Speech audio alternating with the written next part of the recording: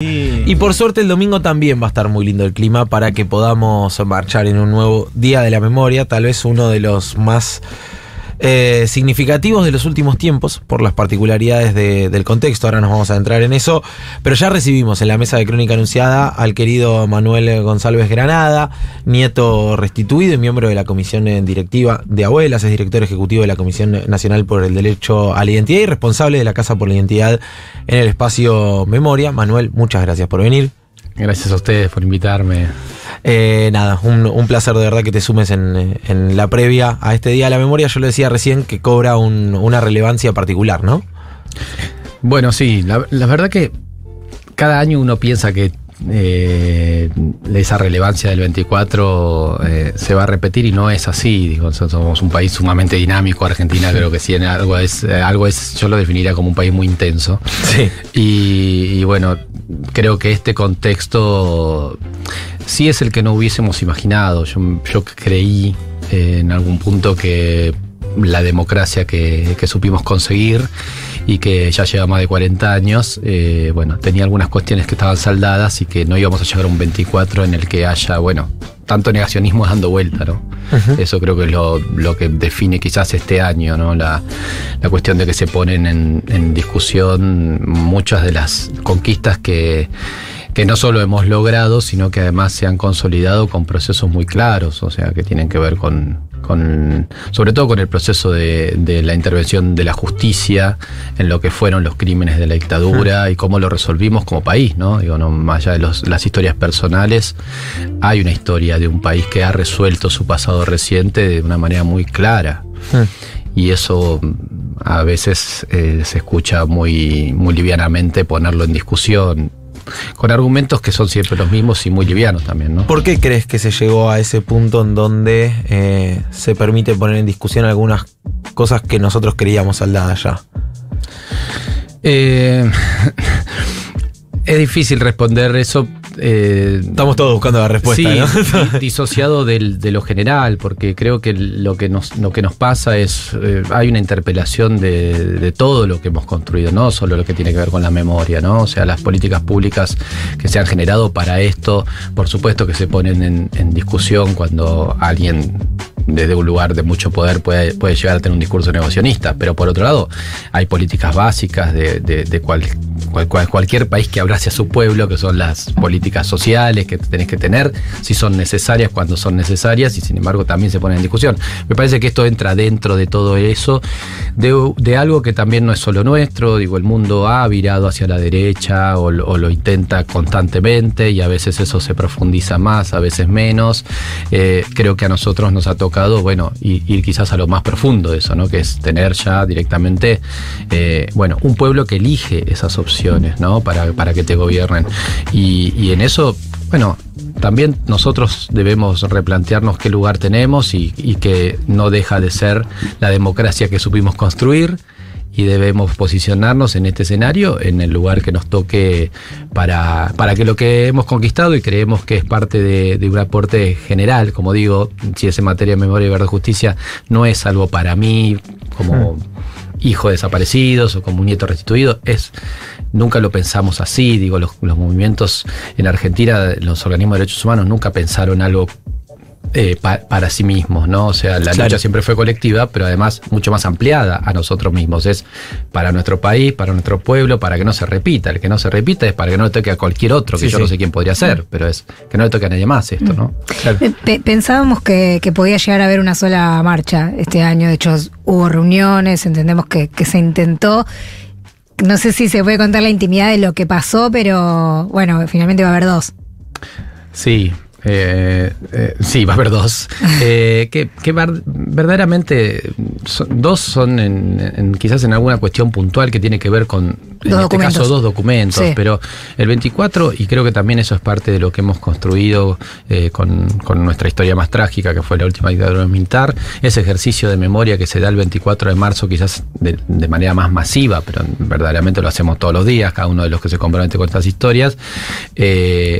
Eso ya ni siquiera podríamos decir que estamos hablando de una marcha, estamos hablando de una enorme concentración en la que marchar es muy difícil justamente por esto, porque es de todos, es de los que van organizados y los que van sueltos, y la plaza está durante más de 10 horas totalmente repleta. Tanto es así que no es solo la plaza, sino que, bueno, de hecho, para poder organizar la marcha el 24 de marzo tenés que consensuar muchas otras cuestiones con el Estado de la ciudad, en este caso, porque verdaderamente excede la Plaza de Mayo. ¿Se hizo eso para este domingo? Sí, son reuniones que siempre suceden, todos los años hay que hacer un trabajo previo para organizar eso, porque bueno, desde los organismos nosotros obviamente avisamos algo que ya se conoce, pero formalmente lo avisamos, decimos nosotros vamos a hacer un acto en Plaza de Mayo el día 24, y también se conoce claramente la magnitud de eso, entonces eso implica que el Estado tenga que, los distintos estados, a veces, aparte del Estado Nacional, el Estado de la ciudad en este caso, para Buenos Aires, también pensemos que esto no es solo Buenos Aires, esto pasa en muchos otros lugares, bueno, haya que trabajar con ellos algunas cuestiones muy puntuales que tienen que ver con cortes de calle, con circulación, bueno, con seguros, con el pedido del espacio público. Pregunto porque esta vez, cuando hablamos de las particularidades, una de ellas, por ejemplo, tiene que ver con el protocolo represivo que armó la ministra de Seguridad, absolutamente exagerado, desproporcional, en muchos casos, muchos de los operativos que vemos. Y obviamente es una fecha muy significativa, con un gobierno que tiende más al negacionismo, ¿no? Sí, sin duda. Sin duda, y bueno, de hecho, ese protocolo es inaplicable. Es inaplicable, y un 24 de marzo, bueno, creo que va a quedar en ridículo. O sea, ya de por sí es impracticable pretender tener una democracia en la que te dicen hasta dónde podés ir con las manifestaciones en el espacio público y con la posibilidad de reclamar por lo que fuera, ¿no? Ahora, el 24 de marzo, conociendo la masividad de esa movilización, bueno, ahí más que nunca se va a quedar muy bien plasmado que no hay manera de practicar una democracia en la que el Día del Nacional de la Memoria esté de alguna manera estipulado cómo debe ser y cómo se debe transitar, cuando lo que hace es justamente plantear una convocatoria en la que vayamos todos juntos, salgamos de nuestras casas y estemos todos en la calle visibilizando esto, ¿no? Lo que es este día para nosotros. Manuel, desde el gobierno ya dijeron que no van a avanzar, o por lo menos no tienen la intención de avanzar en indultos. Lo repitieron una y otra vez eso, pero sí Villarroel viene insistiendo en algo que es encontrar una solución jurídica, le dice ella, a la situación de los represores que tienen prisión preventiva, es decir, que no tienen una condena firme y que tienen algún problema de salud, bueno, para darles domiciliaria o avanzar en ese sentido. ¿Cómo lo ves? ¿Qué significa? Bueno, entiendo el término, o sea, creo que ella justo ayer hizo, por lo menos ayer lo escuché, no sé si lo había dicho alguna vez antes dijo muchas otras cosas, pero... Sí, lo decía más en privado y ayer lo dijo en público. Sí.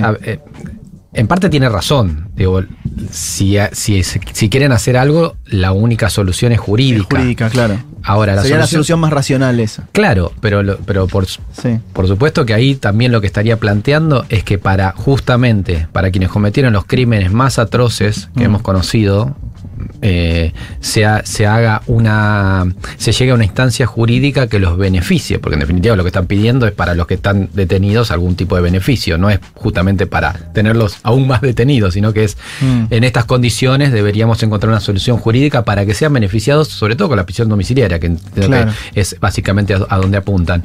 Y la verdad que ahí yo no me deja tranquilo que esto sea un tema que quieran poner en agenda.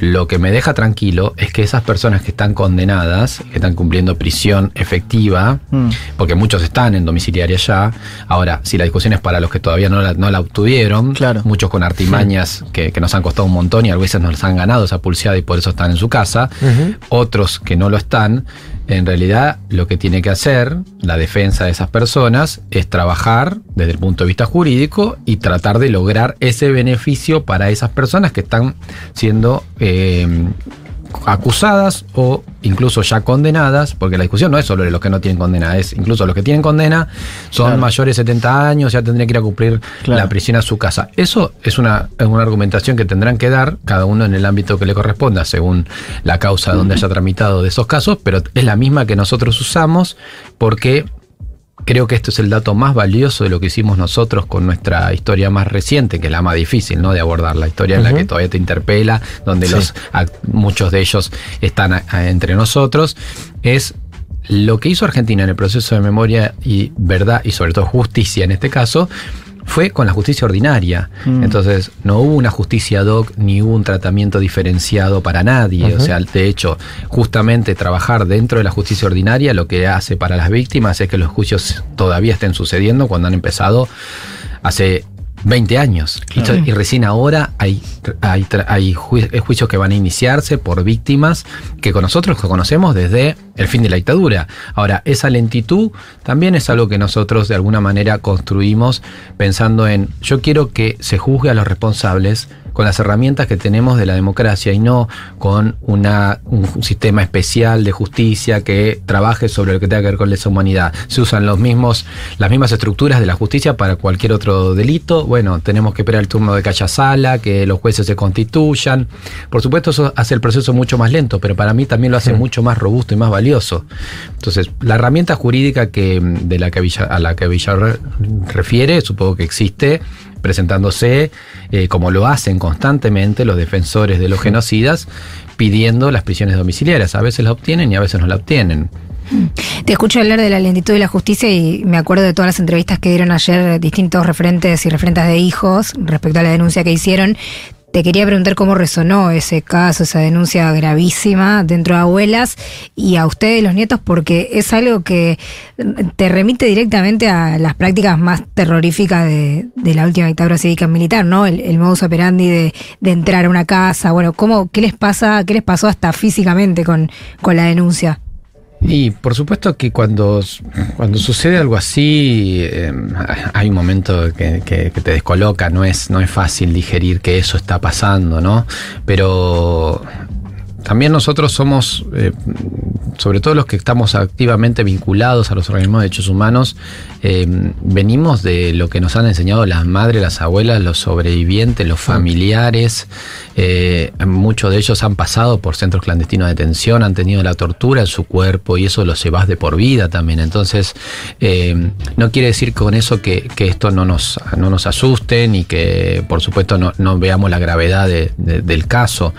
Lo que sí vemos es que no es algo alocado respecto de nuestras historias personales. O sea, lo alocado es que pase en estos tiempos. Ahora, las prácticas las conocemos, porque también por eso, de alguna manera, existen los organismos de derechos humanos en Argentina vinculados a estos crímenes. Existe el valor de los sobrevivientes que fueron echando luz sobre lo que hizo la dictadura.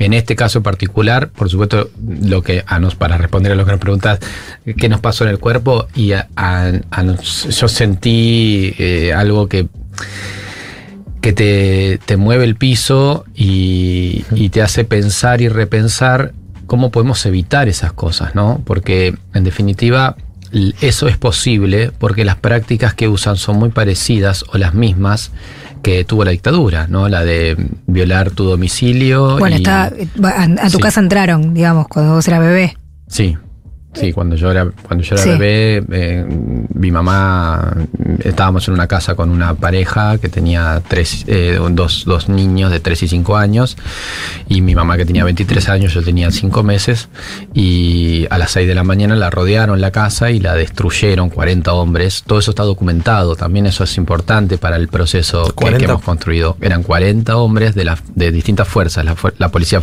bonaerense, la federal, el ejército y la policía de Santa Fe.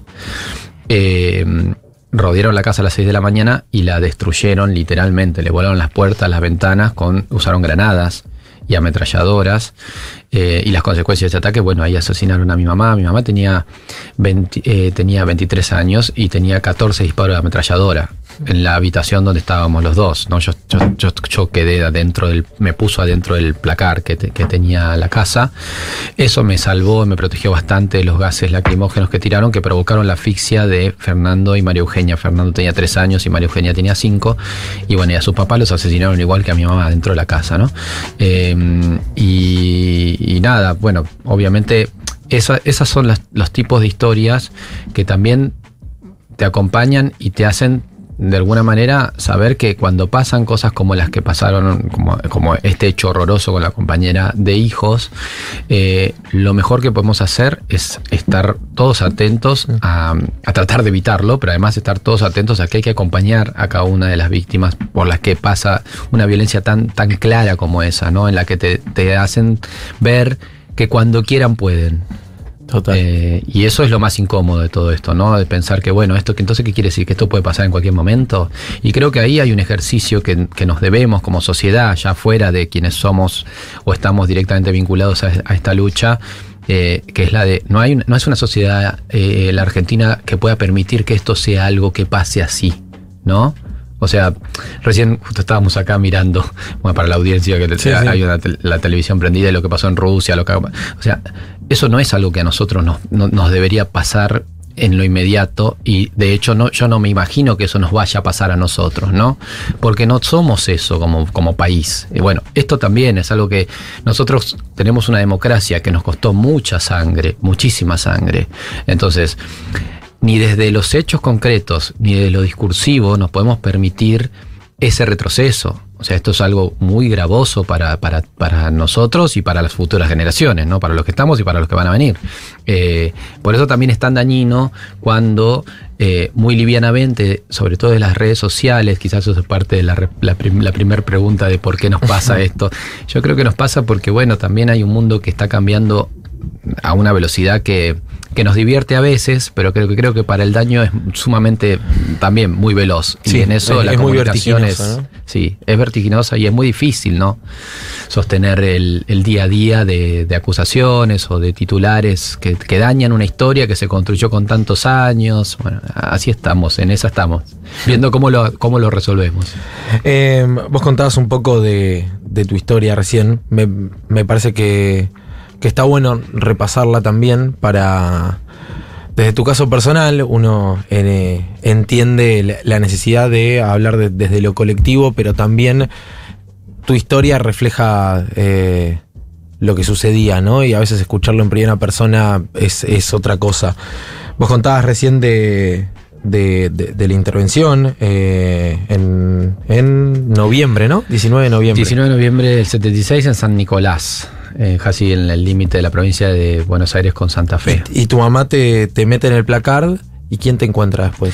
Las mismas fuerzas nos sacan de la casa a todos, digamos, a la familia Mestoy Fetolini, con los dos niñes, y a mi mamá y a mí, nos llevan a todos al hospital de San Nicolás, que está a unas pocas cuadras de esa casa. La casa está en el centro de la ciudad, y bueno, después a mí me dejan en una sala del área de maternidad con custodia policial las 24 horas durante 4 meses. Yo estuve de los 5 hasta los 9 meses ahí. Y después el juez de menores de San Nicolás, Juan Carlos Marchetti, con el que tengo no solo con él, sino con varios de los funcionarios que intervinieron en la adopción que después yo tuve, a partir de la intervención del juez de menores. Porque tu papá ya había desaparecido. Mi papá fue secuestrado el 24 de marzo del 76, o sea, el primer día del golpe.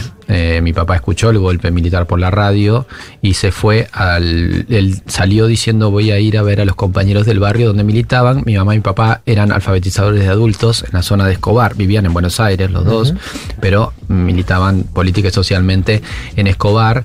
De hecho, justamente por esa militancia en esa zona, donde yo pude volver a partir de restituir mi identidad, tuve la necesidad de ir a conocer muchos de los espacios que eran relatados como en la historia propia que yo no conocía. Fui a ese barrio y me encontré con gente que me veía, me abrazaba y lloraba y decía: tu mamá y tu papá me enseñaron a leer y a escribir. O sea, como algo hermoso y algo también sumamente doloroso, ¿no? De cómo estas historias son eso. Pero mi papá se fue de su casa acá en Buenos Aires para estar con los compañeros después del golpe, y bueno, y no se supo más de él. Supimos después sí, que fue secuestrado ese mismo día, que estuvo en la comisaría de Escobar en un camión celular, que habían hecho un agujero en la parte de atrás de la comisaría, que conectaba con ese camión. Ahí estaban los primeros presos políticos o secuestrados políticos, y bueno, y después de ahí, ya en un traslado que hacen de varios de ellos, a mi papá lo bajan junto con otros 3 compañeros, los fusilan al lado de un camino y los prenden fuego. Después esos restos son levantados por los bomberos de Escobar y son enterrados en el cementerio, en el fondo del cementerio como NNs, o sin ninguna identificación en realidad. Y 20 años después, un año después de que ya me habían encontrado a mí, los trabajadores del cementerio iban a hacer una sepultura en esa parte que era verde en el fondo del cementerio y encuentran restos óseos. Hablan con la directora del cementerio y le dicen, mira, acá hay alguien ya porque no está vacío este lugar. La directora va y habla con el intendente, porque obviamente la directora del cementerio, su jefe es el intendente, y va y le dice al intendente que habían aparecido restos y el intendente le dice, no, pero no te preocupes, pueden ser de perros, cualquier cosa, deja eso así. El intendente era Luis Patti. Luis Patti, para el momento que mi papá se fue secuestrado, era el policía de calle de Escobar que los perseguía a todos los militantes, y Luis Patti después, además de haber sido intendente, cuando a mí me encuentran 20 años después de que me habían sustituido la identidad, todo el mundo me decía, a tu papá lo secuestró Luis Patti, o sea, Patti y la comisaría Escobar y el ejército. Bueno, por suerte después vino toda la etapa del comienzo de los juicios y logramos que Patti esté condenado a cadena perpetua. De hecho, el primer caso por el que se le pudo dar cadena perpetua fue por el secuestro y asesinato de mi papá. Pero en ese momento él era el intendente, o sea que sabía perfectamente quién estaba ahí, ¿no? Bueno, cuando hablamos de lo que costó conseguir esta democracia, también es eso, ¿no? Ahora, ¿y vos cómo te empieza a hacer ruido tu historia? ¿En qué momento? Mira, lo tengo que simplificar mucho, pero cuando yo tenía 5 años, y eso lo tengo claro, la edad entre los 5 y los 6, porque me acuerdo de la casa donde estaba, yo estaba saltando arriba de la cama y le pregunté a la que era mi mamá si yo había nacido de su panza, así de la nada, ¿no? Y ella me dijo que no. Y yo no pregunté más nada. Y un tiempo después empezó a venir a esa casa una visitadora social. Y que yo de hecho estaba afuera jugando y le gritaba, ahí vienen para mí. Porque yo sabía que esa señora venía por mí, pero no entendía bien pero venía con un cuaderno y anotaba cosas. Lo que estaba haciendo esa mujer en realidad era hacer por lo menos una parte bien de todo esto, que era hacer el informe socioambiental de cómo yo estaba insertado en esa familia, porque el juez de menores que a mí me había entregado ya no estaba más en el juzgado ese de San Nicolás, y el que había llegado había encontrado un expediente con un montón de irregularidades. Entonces el tipo dice, este chico se lo llevaron hace 6 años de acá y no hay ningún informe socioambiental de cómo está con su familia. No lo había, porque en realidad el juez de menores que me entregó una familia donde él tenía un primo que terminó siendo mi padrino. Entonces, ese juez fue funcional a la dictadura para no devolverme a mi familia, fue funcional al robo de bebés, que el plan era no nos tenían que devolver con nuestra familia. Entonces, un juez de menores, en ese caso, de un bebé que queda absolutamente solo, porque a mi mamá la habían asesinado a 10 cuadras de su juzgado, con lo cual todo San Nicolás lo sabía. De hecho, hoy, el 19 de noviembre, en San Nicolás es el Día de la Memoria.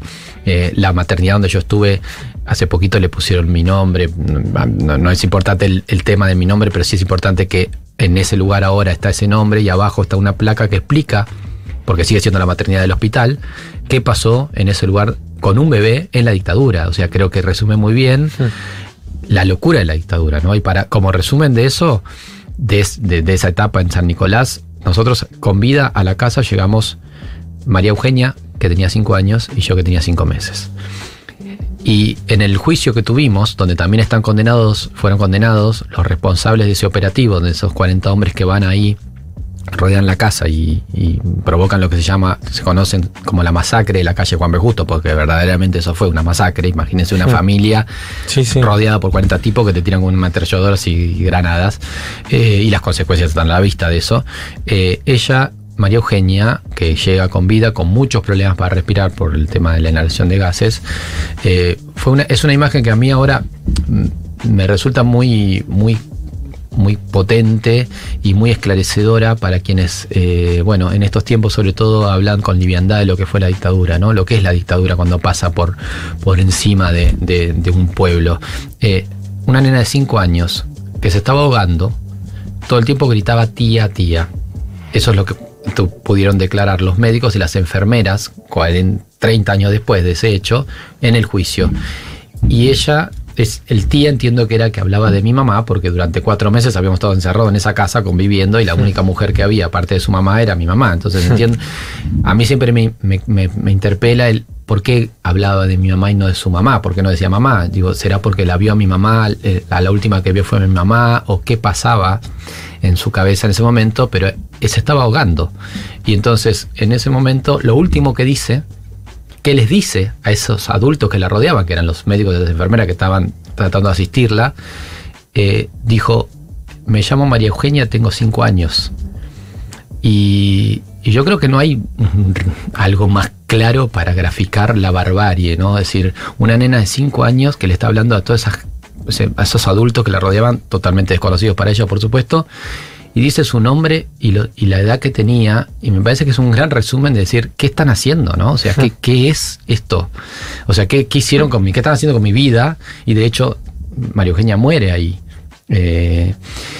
Bueno, todo eso hace que al día de hoy todavía tengamos un montón de cuestiones que seguir contando, ¿no? Porque esto es un relato que uno puede hacer y cuando alguien te está escuchando, yo veo lo que significa para el otro eso, cuando alguien te puede prestar atención. El problema que tenemos hoy es que estas historias necesitan que te escuchen, necesitan ser escuchadas, necesitan un tiempo. No son historias para ponerlas en un segundo o en un titular, algo que se usa mucho y la derecha creo que lo usa muy hábilmente para el mal, como estamos diciendo. En la espontaneidad. Claro, tal cual. Eso es creo que el gran desafío que tenemos en estos tiempos, ¿no? Las nuevas generaciones tienen una manera distinta de comunicarse, nosotros tratamos de seguirla.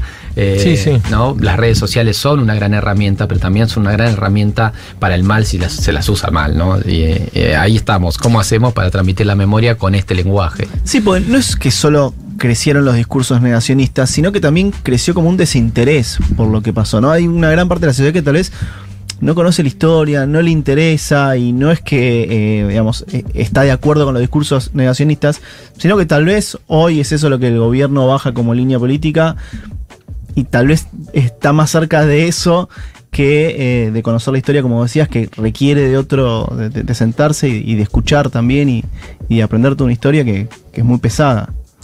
Sí, por eso digo que el desafío es cómo hacemos para revertir eso, ¿no? O cómo hacemos para adecuarnos nosotros a entrar en esa frecuencia de comunicación, que bueno, también se da en el reflejo de los votos. Es decir, vos votás a alguien que no tiene ningún tipo de experiencia como presidente de un país, cuando además durante 2 años viste el perfil de esa persona. Y sin embargo lo elegís, o sea, ahí hay una cosa que es es ahora sí, no importa, ¿no? O sea, hay que pensar un poco más. Cada cosa que se dice es importante pensar qué le va a llegar al otro de eso. Y ahí ese desinterés que justamente mencionabas, bueno, por supuesto que a nosotros nos interpela porque decís, bueno, ¿cómo hago para que eso no siga creciendo? Y al contrario, ¿cómo hago para revertirlo? El 24 de marzo para mí es un momento en el que se renuevan muchas cosas, sobre todo la esperanza de lo estamos haciendo bien, porque vos ves el 24 de marzo que no lo podría cuantificar exactamente, pero hay un porcentaje muy grande que son jóvenes nacidos en la democracia argentina y están en la calle, ¿no? O sea, y eso es algo que construimos, lo que tenemos que hacer es justamente que eso no vaya mermando ni vaya hacia otra dirección, porque la otra dirección es el horror. La verdad es esa. Te quiero preguntar también por el encuentro con tu hermano. Con mi hermano nos encontramos. Mi hermano es el bajista de Los Pericos. Entonces, bueno, yo soy de una generación en la que los Pericos fueron con nosotros a Bariloche, para que te des cuenta. Claro, o sea, la banda de sonido era Los Pericos, los Cadillacs, los Auténticos Decadentes, Los Redondos, Soda. Nunca tuve problema entre Soda y Los Redondos, a mí me gustaban los dos. Pero bueno, era esa época, ¿no? Y así que bueno, nosotros somos hijos del mismo papá, no de la misma mamá.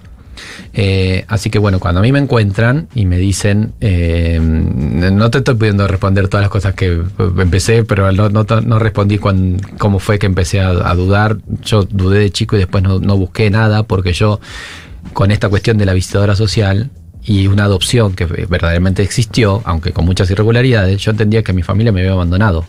no querejos desaparecidos. Claro. Entonces, también es verdad que a mí me encontraron a finales de los 90, cuando todavía no había una masividad del discurso ni de la penetración que Abuelas logró en la sociedad, para que hoy sean 1000, ese es el promedio que tenemos de 2009 a esta parte, 1000 personas al año se acercan dudando sobre su identidad. ¿Cuánto tiene que ver el acompañamiento del Estado, no? Sí, por supuesto. O sea, sin el Estado no se pueden encontrar los nietos y nietas que buscamos. Y de hecho ahora incluso lo hemos ampliado. Eso que se creó a demanda de las abuelas, el Banco de Datos Genéticos, la Comisión Nacional por el Derecho a la Identidad, la Unidad Especializada de la Procuración, todas esas herramientas que Argentina creo que de hecho nos demandan, Alemania, España, Chile, nos piden que los ayudemos a crearlas allá, ahora también son para otros casos que tienen que ver con el tráfico de niñas, que lamentablemente es algo que existió antes, durante y después de la dictadura. Bueno, todo eso, yo siempre pienso, me hubiese acercado unos años después, cuando esto empezó a crecer y hace que muchos hoy vengan dudando sobre su identidad, no lo sé, espero que sí. Pero también es verdad que a mí en el colegio nunca jamás me hablaron de la dictadura. ¿No? O sea, no, jamás. Y yo era el único que tenía 30 millones del número de DNI, ¿no? Que es 8 años menos de la edad que tengo. Todos mis compañeros eran 25 millones. Entonces todo el mundo sabía. Además yo no era un dato oculto que yo era adoptado, porque yo ya lo sabía y lo decía, y yo entendía que era adoptado porque mi familia me había abandonado. Entonces bueno, en eso estaba con cierto enojo por esta situación, porque yo decía, bueno, mi familia no me quería. ¿Qué pasa? Después, cuando me encontraron, me di cuenta de que había muchas cosas que yo sí percibía, pero que no entendía, que incluso tienen que ver con ese día del operativo, ¿no? O sea, cuestiones que yo tuve por ver algunas cosas, no como evidentes, sino por siendo chico tenía fiebre muy alta, y en el momento que entras como que delirás, que soñás despierto, yo veía cosas que realmente habían pasado. Y las supe recién cuando me enteré de la verdad y me contaron cosas que... Qué fuerte. Entonces, bueno, pero en ese momento lo desconoces, no sabes dónde viene, qué sé yo. Bueno, la cuestión es que cuando me dicen tu familia biológica que te está buscando, yo inmediatamente dije, primero me imaginé una mamá y un papá. Algo que yo tenía totalmente bloqueado porque estaba enojado pensando, esa mamá y papá no me quisieron. Después decía, bueno, capaz que sí me querían, pero murieron. Pero bueno, mis tíos, mis abuelos, nadie me quiso. Entonces yo estaba, yo estoy bien acá, esta familia, no me importa esa familia, qué sé yo. Cuando me dicen que tu familia está buscando, yo pensé en una mamá y un papá. Lo segundo que me dicen es, tu mamá y tu papá están desaparecidos.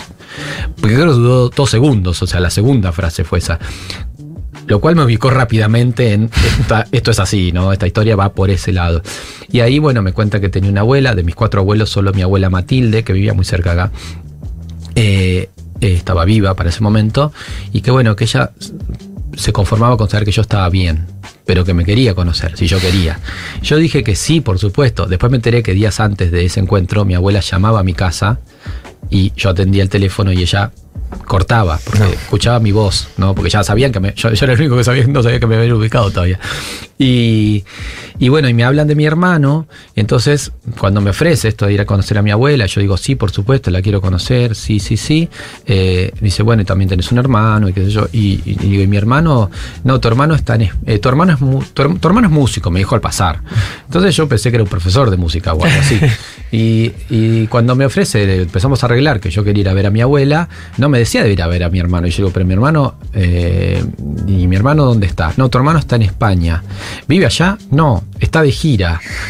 ¿Qué hace? Y ahí me dijo, es el bajista de Los Pericos. Y había en ese momento CDs al lado de un equipo de música donde yo tenía CDs de Los Pericos. De hecho, 3 meses antes de esa conversación, yo estaba en Mar del Plata con mis amigos de vacaciones, entrando a Mar del Plata, entrar por Constitución, donde estaban todos los boliches, en Go, uno que había en ese momento, que hacía recitales, vimos que tocaban, paramos, sacamos la entrada y los fuimos a ver 3 meses antes de todo esto. Y mi hermano es bajista, es zurdo, tiene un bajo muy particular, tiene muchos, pero es generalmente uno usa ese, y yo con un amigo mío nos acercamos para hablar de ese bajo, y 3 meses... ¿Con él? No, él estaba tocando. Y nosotros desde abajo mirábamos y hablamos de él. Miraban a él con... Claro, pero yo sin saber que él era mi hermano, yo sabía quién era él. Qué fuerte. Y bueno, entonces cuando me dice, no, tu hermano, y ahí me dije todo esto, bueno, lo que hice fue, primero fui a ver a mi abuela, cerca del Sí Campeador era, la casa de mi abuela, y toqué el cuarto B. Mi abuela sabía que yo iba a ir, ¿no? Y habíamos quedado al mediodía. Claro, y además era un momento en el que no hay como ahora alguien que está filmando todo, ¿no? Entonces yo estaba así desde la puerta de calle, o sea, estaba desde el lado de afuera del edificio. ¿Solo fuiste? No, fui con uno de los antropólogos forenses, Alejandro Inchaurri, que ya había hablado con mi abuela y que yo quise también que él esté para que vea eso, ¿no? Porque tanta gente, para encontrar un nieto o una nieta al día de hoy, hay un montón de gente que tiene que involucrarse. Entonces yo dije, bueno, vení conmigo, velo de alguna manera, ¿no? Y yo toqué timbre, el cuarto B, y entonces se veía la puerta del ascensor. Y yo digo, bueno, cuando se abra la puerta del ascensor por primera vez voy a ver a mi abuela y no me lo quiero olvidar nunca. Yo tenía 20 años y realmente hice ese ejercicio y puedo ver cada vez que hablo de eso, veo exactamente todo eso, lo tengo muy, muy bien guardado. Se abrió la puerta y salió. Además mi abuela era como, si vos tenés que dibujar una abuela, era mi abuela. Mi abuela era peticita, no se habla de los cuerpos, ¿no? Pero tenía todo lo que tiene una abuela, todo eso, y el pelo súper blanco, y bueno, y yo mirándola, ella venía así con una sonrisa, yo estaba del otro lado, no sé cómo tenía mi cara yo, pero la veía ella sonreír, y venía con la llave ya así como apuntando, ¿no? Sí. Ya la tenía en la mano, tenía todo preparado de que muy de abuela también. Claro, viene con la llave así apuntando a la cerradura, y mirando todo eso me acuerdo de eso, exacto, me acuerdo de la mano de ella y sus pecas, ¿no? Del otro lado del vidrio, o sea, nos separa solo esto ahora. Y cuando se abrió la puerta, ella era mucho más baja que yo, nos abrazamos, me tocó la cara desde abajo, me dijo, ¿cómo estás? Y yo le dije, estaba bien. Y me dijo, bueno, pasa que ya está la comida. Y ahí empezamos o retomamos, digamos, el vínculo que tendríamos que haber tenido siempre, ¿no? Que era yo ir a la casa de tu abuela, como hace cualquiera en una vida normal, y tu abuela te espera con algo para comer. Bueno, mi abuela, cada vez que fui me dio un montón de comer.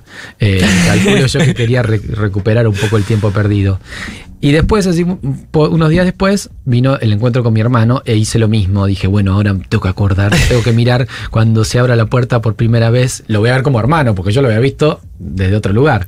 Y bueno, y al final ahí cuando se abre la puerta vino Nadia, la mamá de mis sobrinos. No era él, pero bueno, yo como que vos tenías todo preparado. Yo ya la tenía aprendida, así que me acuerdo de todo eso. Pero bueno, entré y pensando, ahora lo voy a ver. Cuando doblamos y entramos al living, él estaba de espaldas y tenía a UPA a mi sobrino Rex, que era el más chiquito de mis 3 sobrinos. O sea, yo pasé a tener un hermano, me había criado como hijo único, él también. Los dos pasamos a tener hermanos, sabíamos lo que era tener un hermano, y tenía 3 hijos, así que pasé a ser tío inmediatamente. Así que ahí con mi hermano nos sentamos en el sillón que estaba ahí, nos abrazamos. ¿Cómo estás? Fue muy hermoso el encuentro, ¿no? Y lo segundo el primero fue ¿cómo estás? Y como una cuestión como de cordialidad, digamos, que creo que nos queríamos preguntar 28 cosas a la vez, pero la segunda cosa que nos preguntamos fue ¿de qué cuadro sos? Sí. Y estuvo buenísimo porque los dos somos de Boca. Y sí, parece una pavada, pero fue hermoso. Claro, porque nos teníamos que, bueno, vamos a poder ir juntos a la cancha, porque si no éramos del mismo cuadro, por ahí no íbamos a ir juntos, o ibas medio para acompañarlo, pero esto está buenísimo. Podemos ir juntos a la cancha. Lo más lindo de toda la historia es lo más lindo de contar. Yo sabía que iba a haber Bostero cerca porque eso no falla, somos muchos. Y justo ayer estuve en el acto que hizo Boca por el 24 de marzo, que fue precioso, y la verdad que está buenísimo ir ganando esos espacios. Y bueno, después fuimos a la cancha juntos. Pero ese día nos sentamos en el sillón y nos quedamos 8 horas hablando. Nos trajeron la comida ahí. O sea, no nos podíamos parar ni despegar, y estábamos charlando de cosas tan elementales y tan lógicas de la vida de 2 hermanos, ¿no? Pero que nosotros desconocíamos. Entonces, bueno, primero empezamos con eso, de qué cuadro sos, pero después era, ¿y vos a la chocolatada le ponías azúcar o le ponías azúcar? Te juro. O sea, las preguntas eran así, ¿no? Y bueno, por eso nos llevó 8 horas. Y a partir de ahí nos hicimos amigos, nos hicimos hermanos y amigos también, porque, bueno, yo después ya me fui de gira con ellos, por supuesto, al poquito tiempo, fuimos a un viaje que tenían que terminar un disco en Nueva York. Bueno, empezamos a compartir cosas, y a mis amigos de mi infancia, que eran como yo, chabones que de repente te aparece un hermano re loco, pero además si te aparece un hermano de una banda que vos escuchabas, que conocían, le conté a 2, y la verdad que fue re difícil, porque no te decías, no.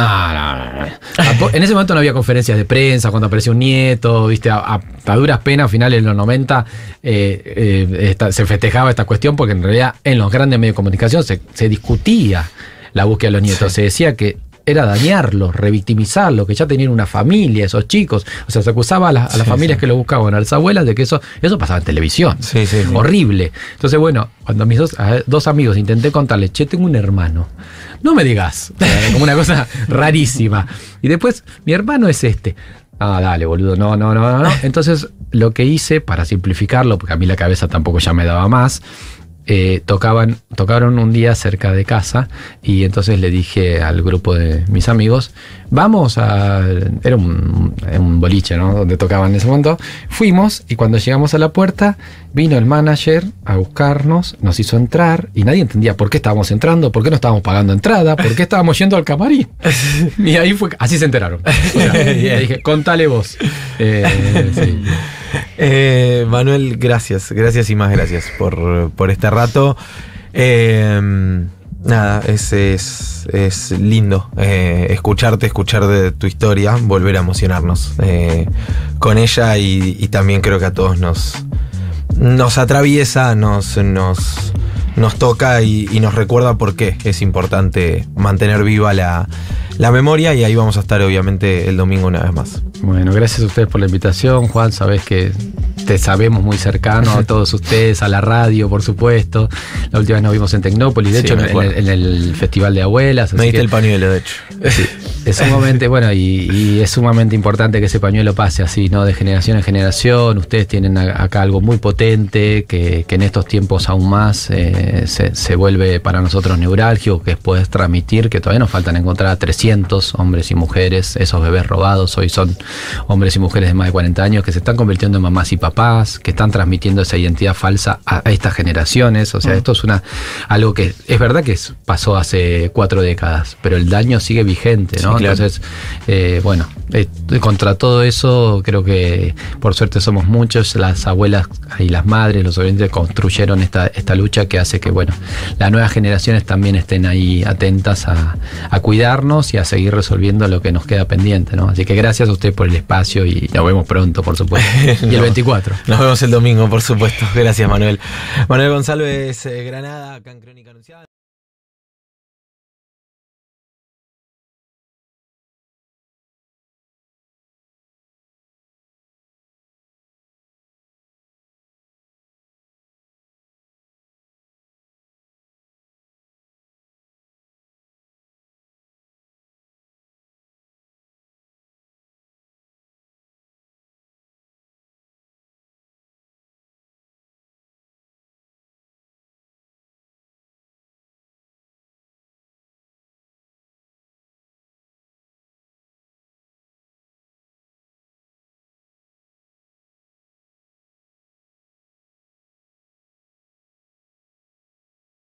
En la ciudad de Buenos Aires, por suerte ya está lindo el clima. Sí.